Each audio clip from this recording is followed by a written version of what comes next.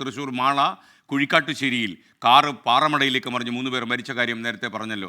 കൊമ്പടിയാമക്കൽ സ്വദേശികളായ ശ്യാം ജോർജ്, മൂരിക്കാട് സ്വദേശി ടിറ്റു എന്നിവരാണ് മരിച്ചത്. ഇന്നലെ രാത്രി 10 മണിക്കാണ് അപകടം ഉണ്ടായത്. സൂരജ് സജി ഈ സംഭവ സ്ഥലത്ത് എത്തിയിട്ടുണ്ട്. സൂരജ് സജി അവിടെ നിന്ന് നമുക്കൊപ്പം ചേരുന്നു. സൂരജ്, അപകടത്തിൻ്റെ മറ്റു വിവരങ്ങൾ, സംഭവ സ്ഥലത്ത് എത്തിയതിനു ശേഷം എന്തെങ്കിലും പുതിയതായ വിവരങ്ങൾ കിട്ടിയോ?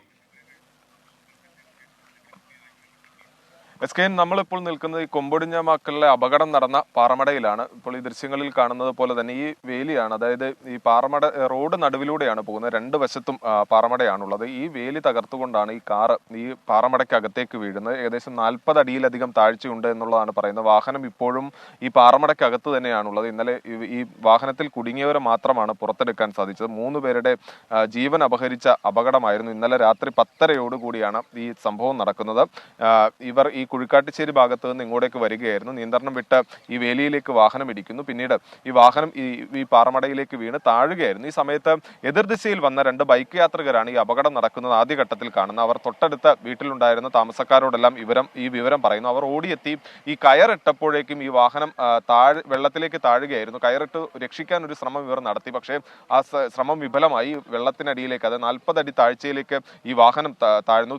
പിന്നാലെ ഇവർ ആളൂർ പോലീസിലും അതുപോലെ തന്നെ മാള ഫയർഫോഴ്സിലും വിവരം അറിയിച്ചെങ്കിൽ പോലും ഈ ഫയർഫോഴ്സ് എത്തി ഒരു രക്ഷാപ്രവർത്തനം നടത്താൻ ശ്രമിച്ചെങ്കിലും അതിനും നടന്നിരുന്നില്ല. കാരണം ഇത്രയും വലിയ താഴ്ച തന്നെയായിരുന്നു വെല്ലുവിളിയായി ഉണ്ടായിരുന്നത്. പിന്നീട് ചാലക്കുടിയിൽ നിന്ന് ഉൾപ്പെടെ ഈ സ്കൂബ സംഘത്തെ എല്ലാം എത്തിച്ചുകൊണ്ട് നടത്തിയ ഈ രക്ഷാപ്രവർത്തനത്തെ തുടർന്നാണ് ഇവരെ ഈ മൃതദേഹം പുറത്തെടുക്കാനായത്. അതും 1 മണിയോട് അടുപ്പിച്ച് മാത്രമാണ് ഇവരെ പുറത്തേക്ക് എടുക്കാൻ സാധിച്ചത്. അതുവരെ നീണ്ട ഒരു രക്ഷാപ്രവർത്തനം, മണിക്കൂറുകൾ നീണ്ട രക്ഷാപ്രവർത്തനം, അതിനുശേഷം മാത്രമാണ് ഇവരെ പുറത്തേക്ക് എടുക്കാനായത്. എന്തായാലും നമുക്ക് ഈ നാട്ടുകാരുടെ പ്രതികരണങ്ങളിലേക്ക് കൂടി പോകാം എന്ന് തോന്നുന്നു. ചേട്ടാ, എത്ര താഴ്ച ഉണ്ടാവും ചേട്ടാ? 120 അടി ഉണ്ടെന്ന് പറയണേ. 120 അടി താഴ്ച ഉണ്ട്. കുറെ കാലമായി പാറമട നിർത്തിയിട്ട്? ഇത് നിർത്തിയിട്ട് കുറെ നാളായി, വണ്ടി കയറാണ്ടായപ്പോ നിർത്തിയതാ. ഇത് എങ്ങനെ ഇന്നലെ അപകടം നടന്ന എങ്ങനെ നമ്മൾ അറിയുന്നത്? എങ്ങനെയാ ഇത് പറയുന്നത്? ഇതിപ്പോ 2-3 കുട്ടികൾ നിന്ന് ഇവിടെ വിളിച്ചു പറഞ്ഞപ്പോഴാണ് ഞങ്ങൾ അറിഞ്ഞത്. അങ്ങനെ അറിഞ്ഞ് ഇവിടുന്ന് ആൾക്കാരൊക്കെ വന്നു. അപ്പോൾ ചാലക്കുടിയിൽ നിന്ന് ഫയർഫോഴ്സ് വന്നു. അത് കഴിഞ്ഞ് മാളയിൽ നിന്ന് വന്നു. മാളക്കാർ ചാലക്കുടി വന്നപ്പോഴാണ് നമുക്കത് എടുക്കാൻ സാധിച്ചതെന്ന് പറഞ്ഞത്. 1 മണിയോടുകൂടിയാണ്. 1:30 കയറിയിട്ടുണ്ട്. പ്രയാസപ്പെട്ടൂലേ ഇങ്ങോട്ട്? ഇത്ര താഴ്ചയില്ല, കണ്ടമാൻ താഴ്ചയല്ലേ. ഇത്തരത്തിൽ തന്നെയാണ് SKN, വലിയൊരു താഴ്ച ഉള്ള ഒരു മേഖലയാണ്. അതുകൊണ്ട് തന്നെ കിടക്കണ കണ്ടു കഴിഞ്ഞാലേ നമ്മൾ പ്ലെയിൻ പോണമാതിരി തോന്നുന്നു. അത്ര താഴ്ചയുള്ള ഇതാണ്. ചെറിയ ഇതായിട്ട് കാണാൻ പറ്റുള്ളൂ ഇവിടെ നോക്കുമ്പോളേ. വാഹനങ്ങൾ കാണാൻ വണ്ടിയും പാറമടയുന്നു. ആ വണ്ടി കയറാണ്ടായപ്പോ നിർത്തിയതാ.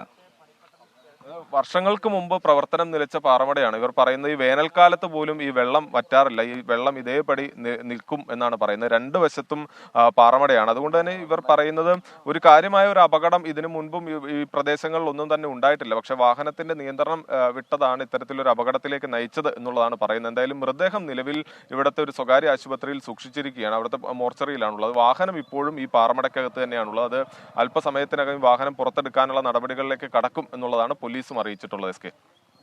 Okay, thank you. നമുക്കൊപ്പം സൂരജ് സജിയാണ് ചേർന്നത്. തൃശ്ശൂരിൽ നടന്ന അപകട സ്ഥലത്തേക്ക് സൂരജ് സജി പോയി കാര്യങ്ങൾ റിപ്പോർട്ട് ചെയ്യുകയായിരുന്നു. സുധി ചോദിക്കുന്നത്, SK ആരുടെ ഫാനാണ്? പ്രേക്ഷകരോട് ഞാൻ തുറന്നു പറഞ്ഞാൽ ഞാൻ ആരുടെയും ഫാനല്ല. എനിക്ക് ആളുകളെ ഇഷ്ടമാണ്, സ്നേഹമുണ്ടാകും, ആദരവുണ്ടാകും. ഞാൻ വർഷങ്ങൾക്ക് മുമ്പ് കോട്ടയത്തെ ഒളശ്ശേയിൽ വെച്ച് ചേട്ടൻ്റെ വീട്ടിൽ വെച്ച് അദ്ദേഹത്തോട് ഇങ്ങനെ ഈ ആരാധനയെക്കുറിച്ച് സംസാരിക്കുകയായിരുന്നു. അദ്ദേഹം അപ്പോൾ എന്നോട് പറഞ്ഞൊരു വാചകം ഞാൻ മനസ്സിൽ തീക്കൊള്ളി കൊണ്ട് എഴുതി വെച്ചിട്ടുണ്ട്. അറിവുകെട്ട മതമാണ് ആരാധന എന്നാണ് അദ്ദേഹം പറഞ്ഞത്. നമുക്ക് ആരാധിക്കേണ്ട കാര്യമില്ല. മനുഷ്യരെ പല കഴിവുകൾ കൊണ്ട് സൃഷ്ടിക്കും.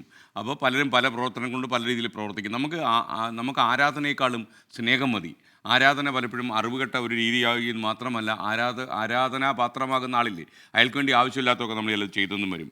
അതാണ് പ്രശ്നം.